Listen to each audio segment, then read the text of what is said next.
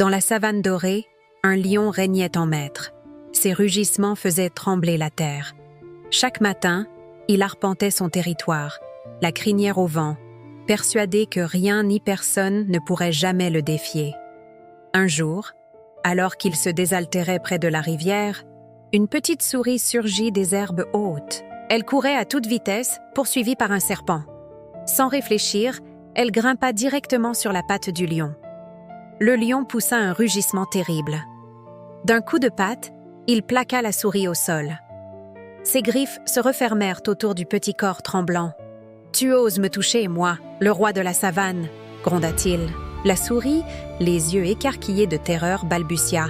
« Pitié, grand roi, laisse-moi vivre, et un jour, je te sauverai la vie. » Le lion éclata d'un rire si puissant que les oiseaux s'envolèrent des arbres alentours. « Toi, me sauver? Une minuscule créature comme toi ?» Mais amusé par tant d'audace, il ouvrit sa patte.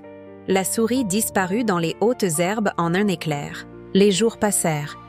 Le lion oublia cette rencontre. Il continuait de régner, défiant tous les animaux, chassant quand bon lui semblait.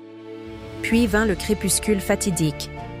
Le lion repéra un appât juteux au pied d'un acacia. Il s'approcha, confiant. Soudain, des cordes invisibles se refermèrent autour de lui. Un piège de chasseur. Le lion se débattit violemment. Les cordes se resserrèrent. Plus il luttait, plus le filet l'emprisonnait. Ses rugissements déchirèrent la nuit. La panique le gagna. Pour la première fois de sa vie, le lion connut la peur. Ses forces, sa puissance, tout cela ne servait à rien contre ces liens qui le maintenaient au sol. Les heures s'écoulèrent. Le lion, épuisé, cessa de se débattre. Il ferma les yeux, résigné. L'aube approchait, et avec elle, les chasseurs. C'est alors qu'un bruit minuscule parvint à ses oreilles. Un grattement, un grignotement. Le lion ouvrit les yeux. Là, devant lui, la petite souris rongeait les cordes avec acharnement. Ses petites dents travaillaient sans relâche, corde après corde. « Tiens bon, grand roi, je t'avais promis de te sauver !» Le lion voulut parler, mais aucun son ne sortit. Il observait, incrédule, cette minuscule créature accomplir ce que sa force n'avait pu faire. Les cordes cédaient une à une. La souris ne s'arrêtait pas, même quand ses dents commençaient à saigner. Elle rongeait, rongeait encore. Au loin, des voix d'hommes se firent entendre. Les chasseurs approchaient. Le lion sentit son cœur battre plus fort. La souris redoubla d'efforts. Une corde se rompit, puis une autre, et encore une autre. Les pas des chasseurs résonnaient maintenant tout près. Leurs silhouettes apparurent entre les arbres. La dernière corde céda dans un claquement sec. Le lion bondit sur ses pattes.